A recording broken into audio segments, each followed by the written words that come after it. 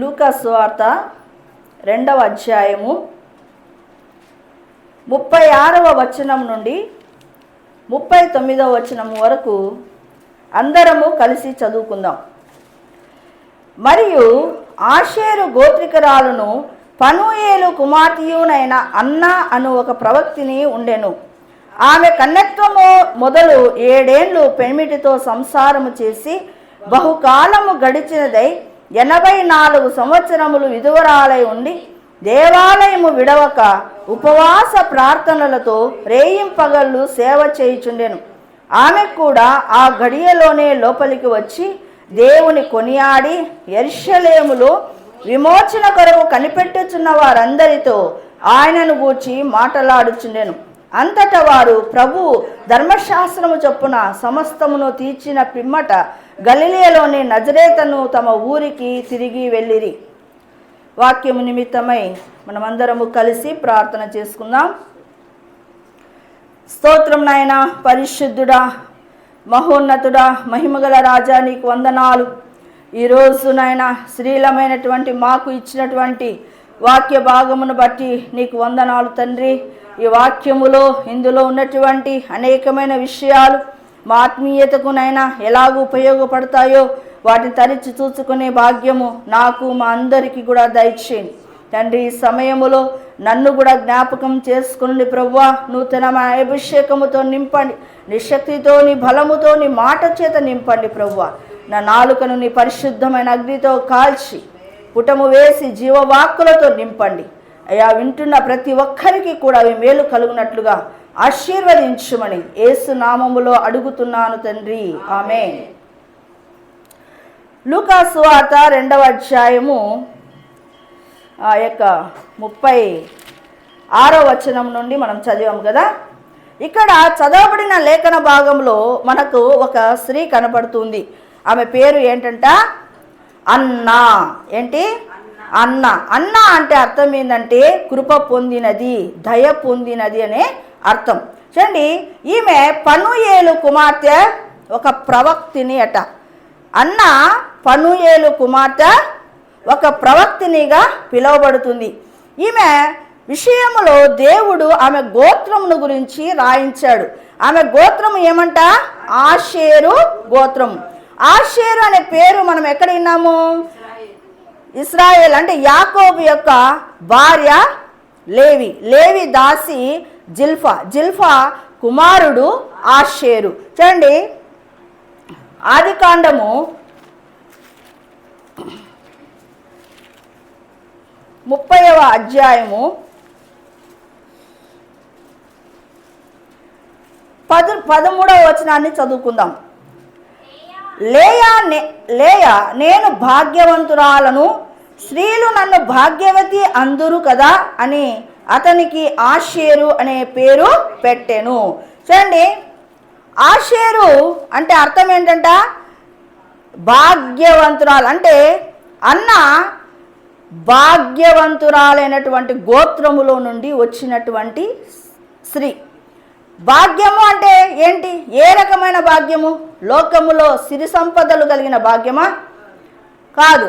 ఇశ్రాయేలు, నీ భాగ్యము ఎంత గొప్పది, యెహోవా రక్షించిన నిన్ను పోలిన వాడు ఎవరు అని ద్వితీయోపదేశ కాండంలో ఉంది. అంటే భాగ్యము అంటే మన జీవితాలలో లోక సంబంధమైనది కాదు. లోకంలో నీకు ఎన్ని బిల్డింగులున్నా, ఎంత సంపద ఉన్నా దాన్ని ఈ లోకపరంగా లోకస్తులు మాట్లాడుకునేటువంటి మాట ఏంటంటే భాగ్యము, భాగ్యవంతురాలు, భాగ్యవంతుడని మాట్లాడతారు. అయితే యెహోవా ఎవరినైతే రక్షిస్తాడో, ఎవరైతే రక్షణ మార్గంలోనికి వస్తారో వారట భాగ్యవంతులట. అంటే నీవు నేను భాగ్యవంతులం. ఆ గ్రహింపును మనము కలిగి ఉండాలి. చూడండి, అన్న ఆషేరు గోత్రములో పుట్టింది. అంటే అన్న ఎవరట? భాగ్యవంతురాలు. ఎందుకు? ఇశ్రాయేలు కడుపులో నుంచి వచ్చింది ఆమె. అంటే యాకోబు పేరు ఇశ్రాయేల్ కదా. ఇశ్రాయేలు కడుపులో నుంచి ఆశీర్వదించబడినటువంటి గోత్రములో నుంచి ఆమె రాబడింది. చూడండి, యాకోబు చివరిలో అందరినీ దీవించాడు కదా.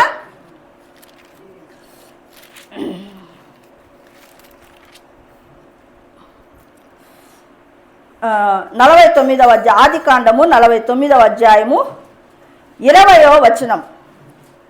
ఆషేరు వద్ద శ్రేష్టమైన ఆహారము కలదు, రాజులకు తగిన మధుర పదార్థాలను అతడిచ్చును. ఆషేరు వద్ద ఏముందంట? శ్రేష్టమైన ఆహార పదార్థాలు. శ్రేష్టమైన ఆహార పదార్థాలంటే ఈ లోకపరమైనటువంటి బిర్యానీ, లేకపోతే ఫిష్ ఫ్రై, మటన్ ఫ్రై కాదు.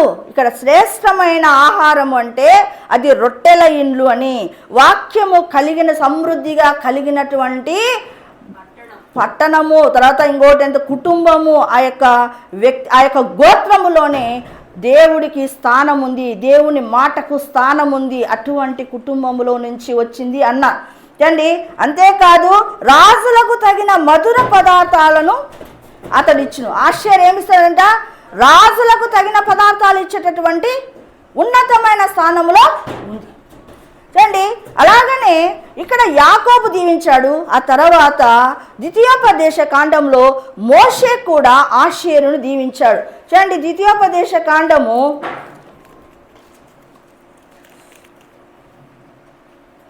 33వ అధ్యాయము 24వ వచనం. ఆషేరును గూర్చి ఇట్లనెను, ఆషేరు తన సహోదరుల కంటే ఎక్కువగా ఆశీర్వదించబడును, అతడు తన సహోదరుల కంటే కటాక్షము నొందును, తన పాదములను తైలముతో ముంచుకొనును. చూడండి, సహోదరులందరికంటే అంటే యాకోబు యొక్క కుమారులందరికంటే ఎక్కువగా ఆశీర్వదించబడిన వాడు ఆషేరు. చూడండి, సహోదరులందరికంటే కూడా కటాక్షము పొందుకొనిన వాడు ఆషేరు. కానీ మామూలుగా తైలం అనేది మనం తల మీద పోస్తాం, కానీ ఎక్కడుందంటే ఆ తైలము పాదముల దగ్గర ఉందంటే తల మొదలుకొని అరికాలు వరకు అభిషేకముతో నింపబడినటువంటి వాడు ఆషేరు. అంటే ఆషేరు గోత్రం అంటే ఏంటి తెలుసా? శ్రేష్టమైన పదార్థాలు ఉన్నాయి, శ్రేష్టమైన ఆహార పదార్థాలు కలిగినటువంటి వాడు, ఆశీర్వదించబడిన వాడు, అభిషేకం తల మొదలుకొని అరికాలు వరకు నింపబడిన వాడు. అలాంటి గోత్రములో నుంచి అన్నా వచ్చింది.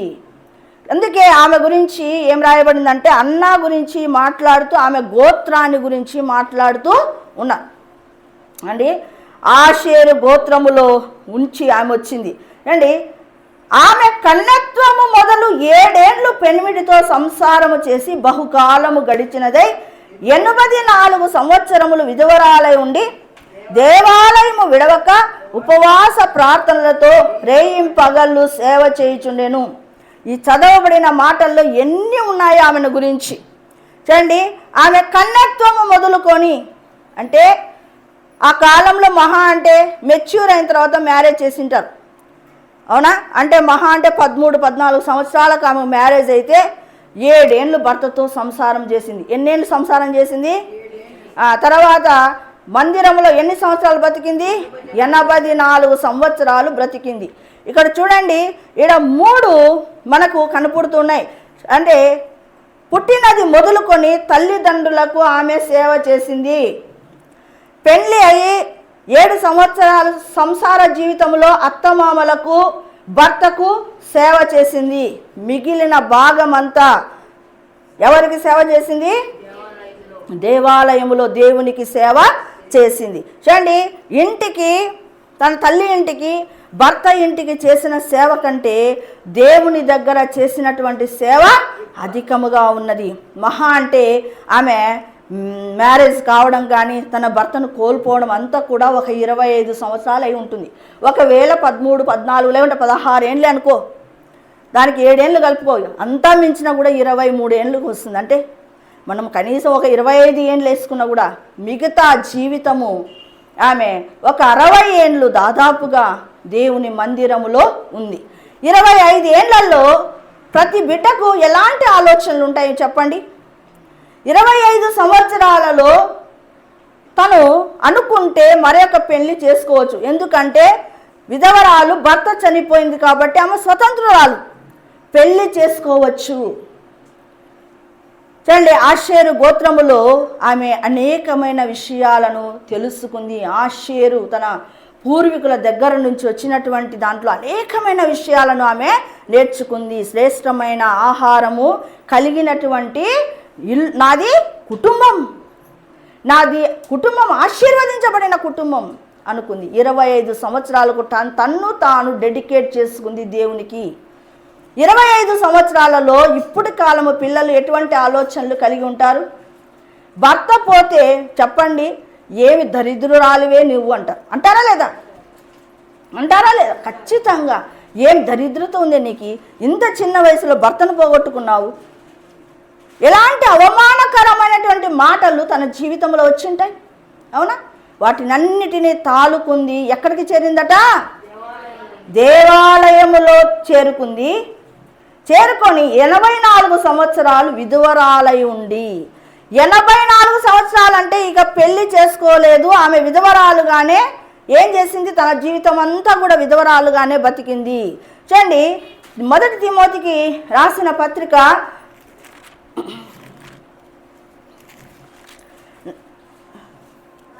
5వ అధ్యాయము 5వ వచనం చూడండి.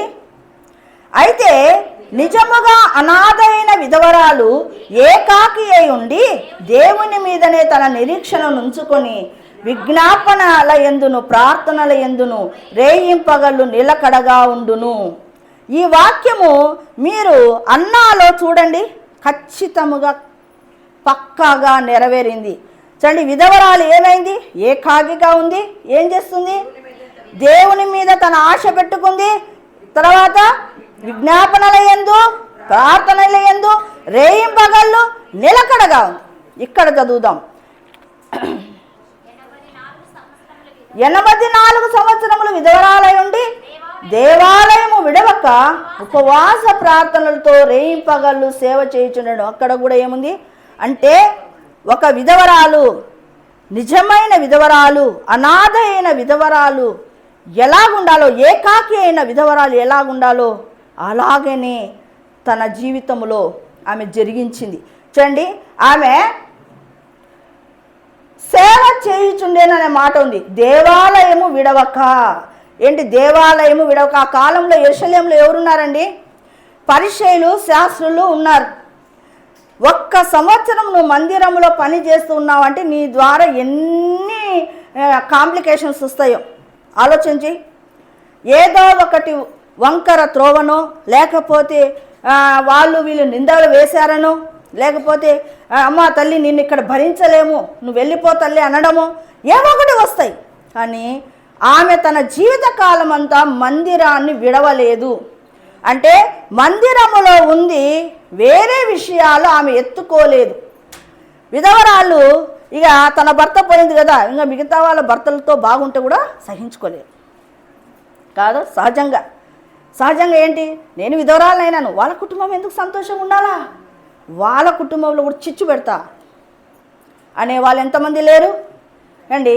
అయితే ఈమె 80 అంటే దగ్గర 60 సంవత్సరాలు మందిరంలో ఉంది.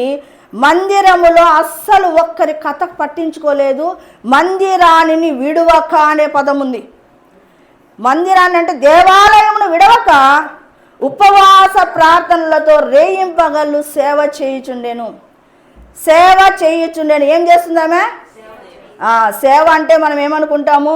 ఇప్పుడు నేను చెప్తున్నాను, వాక్యము చెప్పడము సేవ, పాటలు పాడడము సేవ, మందిరములో పరిచర్య చేయడము సేవ, సంఘములో పెద్దగా ఉండి చలాయించడము సేవ అనుకుంటున్నారు. కానీ ఈమె ఏం సేవ చేస్తుందట? ఉపవాస ప్రార్థన ఉపవాసం ఉండి ఆమె సేవ చేస్తుందంట. ఇది కరెక్ట్ అయిన సేవ. మందిరములో ఎటువంటి సేవ ఉండాలా? ప్రార్థన ఉపవాసములు కలిగినటువంటి సేవ ఉండాలి. ఈమెకు ప్రార్థన ఉపవాసాలు ఉన్నాయి కాబట్టి మిగతావి పట్టించుకోలేదు. మందిరంలో జరిగే విషయాలు ఆమెకు కాబట్టలేదు. ఎందుకు? ఆమె నిరంతరము ప్రార్థన చేసుకుంటుంది, నిరంతరము ఉపవాసాలు చేసుకుంటుంది, దేవుని మందిరంలో ఎదుగుతుంది. ఇక వేరే వాటి విషయంలో ఆమె పట్టించుకోలేదు. అందుకే ఆమె 60 సంవత్సరాలు మందిరంలో ఉండగలిగింది. ఎవరైనా సరే 60 సంవత్సరములు మందిరంలో నిలకడగా ఉండగలుగుతారా? ఆలోచన చేయి. ఉండలేరు. ఏదో ఒకటి, 1 సంవత్సరమో 2 సంవత్సరాలు 3 సంవత్సరాలు అయిన తర్వాత సేవకుడో లేకుంటే సేవకురాలో లేకుంటే సంఘస్థుల ద్వారానో ఏదో ఒక ప్రాబ్లం వచ్చి అమ్మా నువ్వు ఎక్కడైనా బయట ఉండు అంటారు. కానీ ఆమె 84 సంవత్సరాలు ఆమె ద్వారా ఎటువంటి కాంప్లికేషన్ రాకుండా చూసుకుంది. ఎందుకు చూసుకోగలిగింది? ఆమె చూసుకోలే. ఆమె వ్యక్తిగతమైన ప్రార్థన, ఉపవాసము, ఆమె భక్తి జీవితం అంతే దేవాలయం విడవకుండా చేసుకుంది. కాబట్టే ఆమె 60 సంవత్సరాలు దేవునికి డెడికేట్ చేసుకొని అలాగుంది. ఇంకా ఆమె అలా ఉండటానికి కారణాలు కూడా మనకు తెలుస్తాయి. చూడండి, ఆమె కూడా ఆ గడియలోనే లోపలికి వచ్చి దేవుని కొనియాడి, ఏం చేస్తుంది? దేవుని కొనియాడు. అంటే ఈమె ఉపవాస ప్రార్థనలు చేయడమే కాదు, దేవుని కొనియాడేటటువంటి స్త్రీ. మన జీవితంలో వైధవ్యము వస్తే గాన మనం కొనియాడుతామా? ఆమె నిరంతరము కొనియాడుతూ ఉంది. అంటే స్తుతులు చెల్లించేటటువంటి స్త్రీ. చూడండి, ఈమె దావీదు కూడా 23వ కీర్తన 6వ వచనంలో ఏముంది? నేను బ్రతుకు దినములన్నిటను కృపాక్షేమములే నా వెంట వచ్చును, చిరకాలము యెహోవా మందిరములో నేను నివాసము చేసేదను అంటున్నాడు. కీర్తనలు 27వ అధ్యాయము 4వ వచనంలో ఏముంది? యెహోవాను నేను ఒక వరం అడిగి తిని దానిని నేను వెతుకుచున్నాను, యెహోవా ప్రసన్నతను చూచుటకు ఆయన ఆలయములో ధ్యానించుటకును నా జీవిత కాలమంతా నేను యెహోవా మందిరములో నివసించగోరుచున్నాను అంటున్నాడు. అంటే దావీదును కూడా మనం పరిశీలన చేసినప్పుడు దావీదు ఏం చేస్తున్నాడు? ఉపవాస జీవితం ఉంది, దావీదు వాక్యం ధ్యానించే జీవితం ఉంది, దావీదుకు ప్రార్థన చేసేటటువంటి జీవితం ఉంది. ఎవరి జీవితంలో అయితే ప్రార్థనలు వాక్యాలు కలిగి ఉంటారు వాళ్ళు మిగతా విషయాలను దూరంగా ఉంటారు. ఇది గుర్తుపెట్టుకో. ఎవరి జీవితంలో అయితే ప్రార్థన ఉండదో, వాక్యము ఉండదో, ఉపవాసాలు ఉండవో వారన్నిటిలో ఏలు పెడుతుంటారు సంఘాన్ని పాడు చేయడానికి. ఏం చేస్తారు వాళ్ళు? చూడండి, ఈమె ఎవరి విషయంలో నన్ను జోక్యం చేసుకుందా? తన జీవిత కాలం అంతా కూడా ఒక్కరి విషయంలో జోక్యము చేసుకొనకుండా ఆమె ఉపవాస ప్రార్థనలతో జీవిస్తుంది. అలాగే కొనియాడుతుంది. అంటే దేవుని స్తుతించేటటువంటి మనస్సు ఆమెకు ఉంది. దావీదు 103వ కీర్తనలో ఏమంటున్నాడు? నా ప్రాణమా యెహోవాను సన్నుతించుము, నా అంతరంగమున నా సమస్తమా ఆయన పరిశుద్ధ నామమును సన్నుతించుము, నా ప్రాణమా యెహోవాను సన్నుతించుము, ఆయన చేసిన ఉపకారములలో దేనిని. అంటే తన జీవితంలో జరుగుతున్న ప్రతి దానిని దావీదు స్తుతిస్తున్నాడు. ఈమె కూడా ఏం చేస్తుంది? దేవుడు నాకు రక్షణ ఇచ్చాడని కొనియాడుతూ ఉంది, స్తుతులు చెల్లిస్తూ ఉంది, కృతజ్ఞతాస్తుతులు చెల్లిస్తూ ఉంది. చూడండి, ఒకసారట ఒక గుంపు ప్రార్థన చేసుకుంటూ ఉందట. చూడండి, ఒకసారి ఒక గుంపు ప్రార్థన చేసుకుంటూ ఉంది. ప్రార్థన చేసుకుంటూ ఉంటే దేవదూతలు అక్కడికి వచ్చారట. వచ్చి ఒక్కొక్కరి దగ్గర వాళ్ళు ఏం చేస్తున్నారో వాటన్నిటినీ వాళ్ళు బ్యాగులలోకి వేసుకుంటూ ఉన్నారట. రండి, ఒక ఆమె ప్రార్థన చేస్తుందంట. ఏంటి? ఎప్పుడు చూసినా ప్రభువా నా భర్తను కాపాడు, ప్రభువా నాకు ఉద్యోగం తెచ్చు, ప్రభువా నాకు సమస్యలు ఉన్నాయి తీర్చు, ప్రభువా నాకు నా భర్త బాగాలేడు బాగు చే, ఇవే. సరే, అక్కడ ఉన్నటువంటి దేవదూత ఆ ప్రార్థన విన్నపాలన్నిటినీ కూడా ఆ బ్యాగులో వేసుకుంటున్నాడట. మళ్ళీ అవతలకి వెళ్ళారు. దేవదూత అవతల ఒక ఆమె ప్రార్థన చేస్తుంది, విజ్ఞాపన ప్రార్థన చేస్తుంది. ప్రభువా నా సంఘమును కాపాడు, విశ్వాసులను కాపాడు, ఇలాగా వాళ్ళ కుటుంబాలని బాగుపడాలా అలాగూ ప్రార్థన చేస్తూ ఉందట. అక్కడ ఉన్నటువంటి దేవదూత ఆ విజ్ఞాపనలన్నీ కూడా బ్యాగులోకి వేస్తున్నారట. తర్వాత ఆ పక్కల కృతజ్ఞతాస్తుతులు చెల్లించే వాళ్ళు ఎవరైనా ఉన్నారా అని అలా ఇలా చూస్తున్నారట. కృతజ్ఞతాస్తుతులు చెల్లించేవారు బహు తక్కువ ఉన్నారట. చూడండి, ప్రార్థన విన్నపాల బ్యాగు నిండిపోయింది, విన్నపాల బ్యాగు నిండిపోయింది, కానీ దేవా నా జీవితంలో చేసినటువంటి స్థుతులు, చేసినటువంటి మేలులను గురించినటువంటి బ్యాగ్ నిల్లుగా ఉందట. అంటే ఎంతసేపు ఉన్నా మనం ఏం చేస్తాము, నాకు ఇది కావాలా, అది కావాలా, నాకు ఇట్లా చెయ్యి, అట్లా చెయ్యి అంటావు. కానీ దేవుడు నీ జీవితంలో చేసిన మేలులను నువ్వు ఒప్పుకో. అవును, దేవుడు నీకు రక్షణ ఇచ్చావు, దేవుని స్తుతించాలి కదా. దేవుడు నిన్ను భూమి మీద బ్రతికించాడు. ఎంతమంది యాక్సిడెంట్లో చనిపోతున్నారు, నీకు బ్రతికిచ్చాడు కదా. నీకు ఒక భర్త ఇచ్చాడు కదా, పిల్లల్ని ఇచ్చాడు కదా. ఇవన్నీ మేలులు కాదా? గొడ్రాలు జీవితాలు ఎంతమంది జీవించడం లేదు, నీకు సంతానం ఇయ్యలేదా? అది దేవుడిచ్చిన కృప కాదా? ఆ మేలులను బట్టి స్తుతించము. ఎంతసేపున్న డైరెక్ట్గా మాకేం కావాలా, అది కావాలా, ఇది కావాలా, ఇది కావాలా. కానీ సాధు సుందర్ సింగ్ గారు కూడా వయసు వచ్చింది, అంటే పెళ్లి వయసు వచ్చింటే, ఏమయ్యా నువ్వు పెళ్లి చేసుకోవచ్చు కదా, నువ్వు సేవని తిరుగులాడుతున్నావే, నీ జీవితం అయిపోతుంది, నువ్వు మర్చిపోయినావు పెళ్లి గురించి అని చాలామంది అడుగుతున్నారట. అప్పుడు సాధు సుందర్ సింగ్ అన్నాడట, నాకు పెండ్లి అయిపోయింది. ఏమన్నాడు? నాకు పెండ్లి అయిపోయింది, యేసు ప్రభుతో నాకు ఎప్పుడో పెండ్లి అయిపోయింది, ఇప్పుడు నేను సంసారం చేస్తున్నాడు అన్నట్టు. ఏం చేస్తున్నాడట? యేసు ప్రభుతో. అంటే ఆయన కూడా అన్నావలే తన జీవితాన్ని డెడికేట్ చేసుకున్నాడు. నిరంతరము ప్రార్థన, ఉపవాసాలు, సువార్త చెప్పడం, అనేకమైన ఆత్మలను సంపాదించడం. ఆయన తన జీవితంలో తన జీవిత యాత్ర అంతా కూడా అలాగూ చేశాడు. ఈరోజు మనం సాధు సుందర్ సింగ్ గురించి చెప్పుకుంటున్నామంటే ఆయన యొక్క బ్రతుకు మన జీవితానికి సాదృశ్యముగా నిలవబడింది కాబట్టి చెప్పుకోగలుగుతున్నాం. చూడండి, సరే, ఏమైనా 38వ వచనం, ఆమె కూడా ఆ గడియలోనే లోపలికి వచ్చి దేవుని కొనియాడి యెరూషలేములో విమోచన కొరకు కనిపెట్టుచున్న వారందరితో ఆయనను గూర్చి మాట్లాడుచుండెను. ఈమె ఎటువంటి స్త్రీ అంట? కనిపెట్టుచున్నటువంటి స్త్రీ, కనిపెట్టేటటువంటి స్త్రీ. సిమియోను ఉన్నాడు ఆ పై వచనాల్లోనే. ఆయన ఏమంటే ఆదరణ కొరకు కనిపెడుతూ ఉన్నాడు, ఇశ్రాయేలు ఆదరణ కొరకు కనిపెడుతూ ఉంటే, ఈమె అన్న ఏంటి? ఇశ్రాయేలు విమోచన కొరకు కనిపెట్టుచున్నది. కనిపెట్టేటటువంటి స్త్రీ. అక్కడ చాలామంది వస్తున్నారు మందిరానికి, అక్కడ కనిపెట్టే స్త్రీలు ఉన్నారు. ఆ స్త్రీలతో ఏకీభవించేటటువంటి స్త్రీ. అంటే స్త్రీలందరూ ఒక చాట చేరినాను అనుకోండి, మన మాటలు ఇవి ఉంటాయా? కనిపెట్టే మాటలు ఉంటాయా? అక్కడ చూడండి, వారందరితో ఆయనను గూర్చి మాట్లాడుచుండెను. మందిరం అయిపోయింది, రిలాక్స్ అయితేనే మన మాటలు ఇలా ఉన్నాయా? మాట్లాడుతున్నామా? ఈ మాటలు యేసయ్యను గురించినటువంటి మాటలు మాట్లాడుతున్నామా?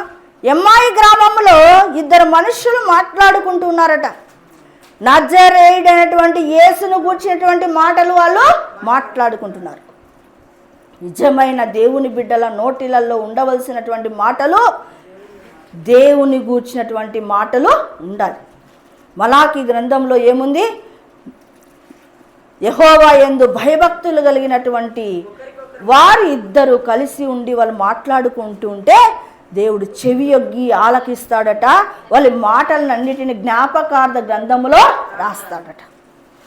అంటే ఇప్పుడు యెహోవా యందు భయభక్తులు కలిగిన వారా కాదు? ఇక్కడ ఉన్నవాళ్ళు భయభక్తులు కలిగిన వారు మాట్లాడే మాటలన్నీ ఎక్కడ రాయబడుతున్నాయి? ఇప్పుడు ఎక్కడ రాయబడుతున్నాయి? జ్ఞాపకార్థ గ్రంథములో రాయబడుతున్నాయి. అంటే దేవుడు మనలను పరిశీలన చేస్తాడు. దేవుడు మనం మాట్లాడుకునేటటువంటి ప్రతి మాటను కూడా వింటాడు. కాబట్టి మన మాటలు బహు జాగ్రత్తగా ఉండాలి. చూడండి, ఈమె కనిపెట్టుచున్నటువంటి వారిలో ఆమె కూడా ఉంది. ఆమె కనిపెడుతుంది, ఉపవాస ప్రార్థనలు చేస్తుంది. ఆయనను గురించినటువంటి మాటలే ఆమె జీవితంలో ఉన్నాయి. అన్నా జీవితము అందుకే 60 ఏళ్ళు సరైనటువంటి భక్తిని కట్టగలిగింది. ఆమె సరైన భక్తి కట్టడానికి కారణము ఏంటి? ఆమె జీవితంలో ఏమున్నాయి? ఉపవాస ప్రార్థనలు ఉన్నాయి. రేయింపగళ్ళు సేవ చేస్తూ ఉంది. రేయింపగళ్ళు ఏం చేస్తుంది? నా ఉపవాస ప్రార్థన చేసి మందిరాన్ని కూడా శుభ్రపరుచుకుంటూ ఉంది. అంటే మందిరంలో ఏం చేస్తుంది? సేవ చేస్తుంది. చూడండి, ఒక దేశంలో ఒక స్త్రీ ప్రతిరోజు ఉదయాన్నే మందిరానికి వచ్చేదట. అంటే ఆదివారము మందిరానికి ఉదయాన్నే అందరికంటే ముందుగా వచ్చేదట. వచ్చి అన్నీ అక్కడ బెంచెస్ లాగా ఉన్నాయి. చాలా కష్టం కదా బెంచెస్ ఉన్నప్పుడు, అక్కడ ఊడ్చడం కానీ తుడచడం కానీ కష్టం. అయినప్పటికీ కూడా ఆమె బెంచీల కింద అంతా ఊడ్చి తుడిచి బల్లలన్నీ తుడిచి ద్వారం దగ్గరికి వెళ్ళి ఒక్కసారి ఇలాగ చూస్తుందట. బాగుంది అని వెళ్ళిపోతుంది. ఇలాగా కొన్ని వారాలు గడుస్తున్నాయి. ఒక వ్యక్తి ఆమెను పరిశీలనగా చూస్తున్నాడు. ఎవరు ఈమె అందరికంటే ముందు వస్తుంది, అసలు ఎవరు కూడా ఇందులో పాల్గొనటం లేదు, ఆమె బల్లలు తుడుస్తుంది, కసులు కొడుతుంది, శుభ్రపరుస్తుంది, మందిరాన్నంతా కూడా రెడీ చేస్తుంది అని ఒకరోజు ఆమె దగ్గరికి వెళ్ళాడట. ఏమ్మా, నీవు అందరికంటే ఫస్ట్ వస్తున్నావు, మందిరాన్ని అంతా క్లీన్ చేస్తున్నావు, మరీ నువ్వు తిరిగి మందిరానికి రావాలంటే నీకు లేట్ అవుతుంది కదా, మరి నా కారు ఉంది, నేను తొందరగా మీ ఇల్లు ఎక్కడో చెప్తే కన్నా నేను వదిలిపెడతాను, మళ్ళీ వెంటనే నువ్వు రెడీ అయ్యి మందిరానికి రావచ్చు అన్నాడట. ఆమె ఒక నవ్వు నవ్విందట. నవ్వి గబ మందిరంలో ఆ యొక్క మందిరంలోంచి బయటికి వెళ్ళిందట. వెళ్ళంగానే అక్కడ ఒక సేవకుడు నిలవబడ్డాడంట. ఆమె రాగానే ఇలాగా అని కీసు ఓపెన్ చేశాడు. ఓపెన్ చేస్తే ఆ కారు ఆడి కారు. ఆ కారు ఏంది? ఆడి కారు, కోట్లతో కూడినటువంటి కారు. చూసి స్టన్ అయిపోయాడట. ఒక కోటీశ్వరరావులు తన్ను తాను తగ్గించుకొని దేవుని మందిరానికి వచ్చి అందరికంటే ముందుగా ఆమె సేవ చేస్తూ ఉంది అని చాలా సిగ్గుగా ఫీల్ అయ్యాడట. ఏంటి, ఈయనకున్న చిన్న కారులో ఆమెను వదిలిపెట్టాలనుకున్నాడు, కానీ ఆమె ఏం ఆన్సర్ ఇవ్వలేదు. ఆమె ఒక నవ్వు నవ్వింది అంతే. ఏమండి, ఆ తర్వాత వారము ఏమైందో తెలుసా? ఈమె ఉదయాన్నే వచ్చింది. వచ్చే లోపలనే మందిరం అంతా శుభ్రమైంది, బల్లలు తుడిచి ఉన్నాయి, మొత్తము బెంచీల కింద నీట్గా ఉంది. అరే, ఎవరు నాకంటే ముందుకు వచ్చారే అని, అయ్యో దేవుని మందిరంలో ఈరోజు నేను పరిచర్య చేయలేకపోయాని అని ఎంతో బాధపడిందట. అప్పుడు ఆ వ్యక్తి ఎదురుగా వచ్చాడు. అమ్మా, నిన్ను చూసి నేను నేర్చుకున్నాను, నిన్ను చూసి నేను నేర్చుకున్నాను. అది మనము ఏంటంట, మనలను చూసి ఇతరులు నేర్చుకునేటటువంటి ఆత్మీయ జీవితాన్ని మనము కలిగి ఉండాలి. రండి, కాబట్టి ఈమె ఉపవాస ప్రార్థనలు చేసుకుంటూ ఒక మూలబడి మందిరం అంతా చెత్తగా పెట్టడం లేదు. ఆమె ఏం చేస్తుంది? ప్రార్థనలు చేసుకుంటూనే మందిరములో పని చేస్తూ ఉంది. కాబట్టి మందిరము విలువను ఎరిగి ఉన్న వాళ్ళు, ప్రార్థన విలువను ఎరిగిన వాళ్ళు, దేవుని గురించినటువంటి మాటలే మాట్లాడాలన్న విలువ తెలిసిన వాళ్ళు ఖచ్చితంగా వేరే వాళ్ళ దానిలలో ఇన్వాల్వ్ కారు, వారి విషయాలలో దూరరు. ఈరోజు అన్నాను గురించి మనం నేర్చుకునే విషయం అదే. అన్న అసలు 84 సంవత్సరాలు అంటే వృద్ధాప్యం వచ్చింది. వృద్ధాప్యం వరకు కూడా అదే మెయింటైన్ చేసింది.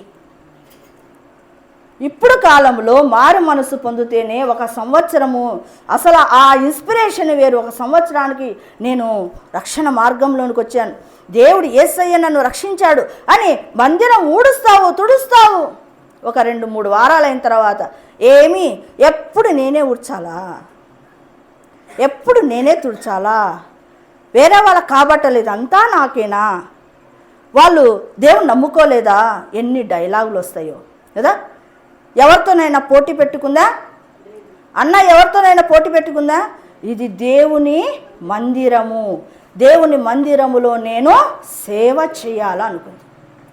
అలాంటి స్వభావానికి ఇప్పుడు అన్నాను గురించి మనము తెలుసుకునే విషయం ఏంటంటే, ఆమె కన్యత్వము మొదలుకొని 7 ఏళ్ళు భర్తతో కాపురము చేసిన తర్వాత బహుకాలము ఏం చేసిందట, గడిచినదై 84 సంవత్సరాలు విధవరాలై ఉంది.